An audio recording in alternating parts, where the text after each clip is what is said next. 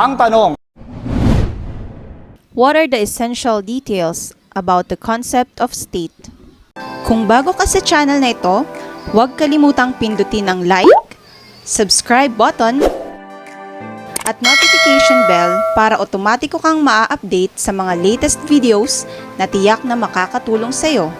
Para ipaliwanag ang kasagutan sa ating tanong, naririto na po ang ating abang lingkod, ang ating Justice Buddy, Attorney Jeffrey Bahita.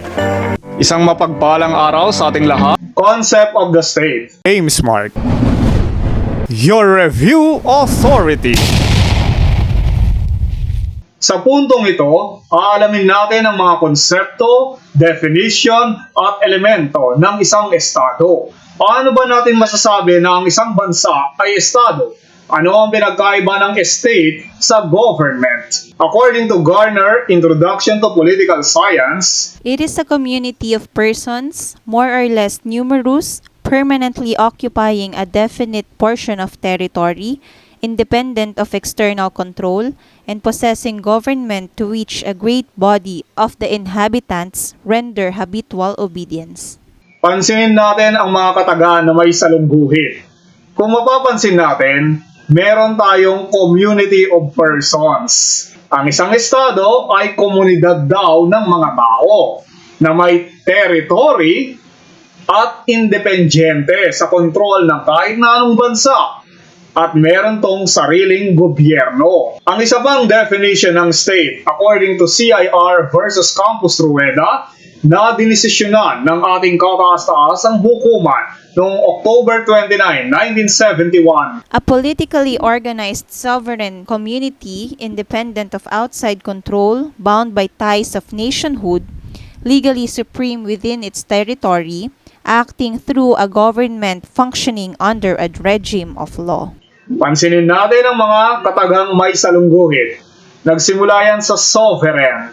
Mamaya alamin natin ano ba ang ibig sabihin ng salitang sovereignty, nationhood, or yung pagkamamamayan, territory, at government. What are the elements of a state? AIMSMART, your review authority.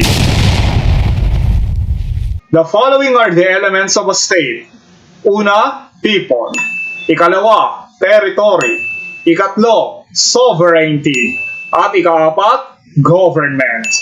Ito ngayon ang mga elemento o bumubuo sa isang estado. Kapag wala ang isa sa apat na ito, hindi natin to masasabi na estado. Kailangan kumpleto ang apat na rekados para masabi natin na ang isang bayan o isang bansa ay kinikilalang estado. Who are people? AIMSMART, your review authority.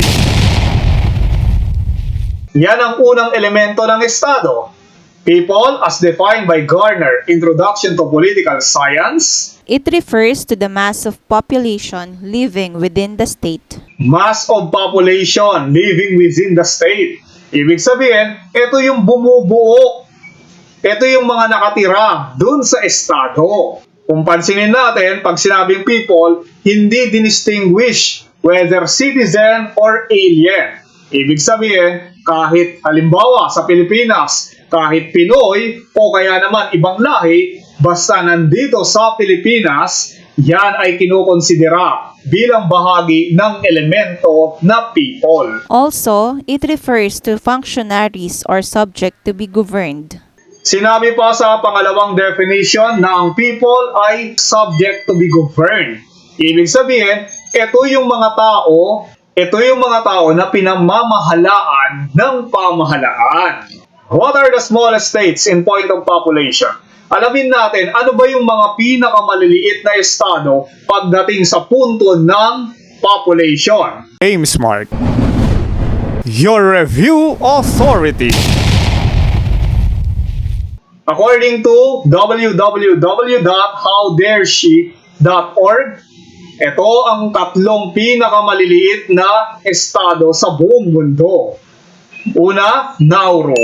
Ang Nauru ay matatagpuan sa kontinenteng Oceania with 11,000 population only. Imagine niyo, yung bansang Nauru daw, meron lang 11,000 tao na naninirahan dun sa bansa na yun. Mas marami pa ang mga nakatira sa Metro Manila dahil sa pinakahuling survey, tinataya na ang population sa ating National Capital Region ay humigit kumulang 13 milyon. Ikalawa, Tuvalu.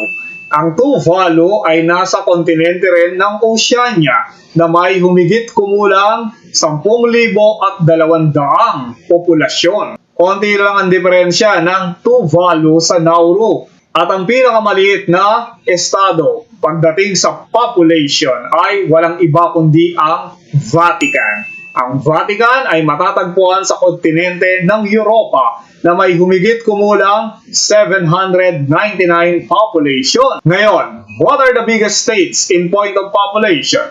Ano naman ang mga pinakamalalaking estado pagdating sa population? AIMSMART, your review authority. Pangatlo dyan ay ang United States of America na matatagpuan sa North American continent na may humigit kumulang 331,2,651 population. Mahigit 3 beses ang laki ng populasyon ng Amerika sa Pilipinas. Ikalawa sa pinakamalaking estado sa buong mundo pagdating sa population ay ang India.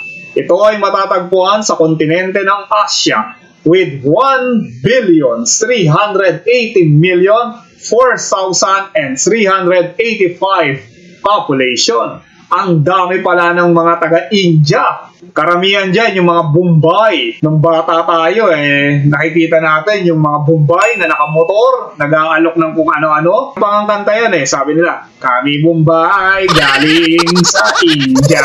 According to internetworldstats.com, ang pinakamalaking bansa pagdating sa populasyon ay walang iba kundi ang China. Ang China ay matatagpuan sa kontinente ng Asia na may 1,439,323,776 population.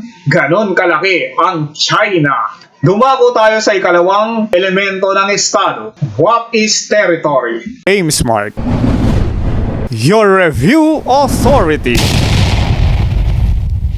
According to De Leon, textbooks on the Philippine Constitution, It includes terrestrial, fluvial, maritime, and aerial domains. pansinin natin ang katagang may salungguhit, domains. Ang domains ng ating teritoryo ay binubuo ng terrestrial, ibig sabihin panlupa, fluvial, yan naman yung sa tubig, maritime, yan yung borderline sa pangpang, at aerial o yung hangin o yung espasyo sa taas natin. Yan ang bumubuo sa teritoryo ng isang estado. Ngayon, what are the smallest states in point of territory? Ano ang mga pinakamaliliit na estado pagdating sa teritoryo? AIMSMART, your review authority. Ito ang tatlong pinakamaliit na estado pagdating sa teritoryo. Pangatlo dyan ay ang Nauru na matatagpuan din sa bansang Oceania with 21 square kilometers. Sinisigunda niya ng Monaco na nasa kontinente naman ng Europa with 2 square kilometers. At ano naman ang pinakamaliit na estado pagdating sa teritoryo? Nangunguna pa rin dyan ang Vatican sa Europa na may 0.44 square kilometers. Mas malaki pa ang Luneta. Ngayon, ano naman ang pinakamalalaking estado pagdating sa teritoryo? AIMSMART, your review authority. According to worldometers.info geography, ito ang tatlong pinakamalalaking estado pagdating sa teritoryo. Pangatlo ang China na matatagpuan sa kontinente ng Asia na may 9,706,961 square kilometers. Pumapangalawa dyan ang Canada na nasa North America na may 9,984,670 square kilometers. Konti lang ang diferensya ng Canada at China. Ngayon, ano kaya ang pinakamalaking estado pagdating sa teritoryo? Ito ay walang iba kundi ang Russia, na matatagpuan sa kontinente ng Europa na may 17,098,242 square kilometers. Dumako naman tayo sa ikatlong elemento. What is government? AIMSMART, your review authority. According to De Leon, textbooks on the Philippine Constitution, It refers to the agency through which the will of the state is formulated, expressed, and carried out. ito daw ang ahensya na kung saan ang ninanais or adhikain ng ating Estado ay binubuo, sinasabi at ginagawa. Ito ang ating pamahalaan or gobyerno na namamalakad para sa kaayusan ng ating bayan at ng ating bansa. Ito ngayon ang nangangasiwa sa mga official na mga transaksyones ng lahat ng mga tao na naninirahan dito sa ating bansa. At ang ikaapat na elemento ng Estado ay ang sovereignty.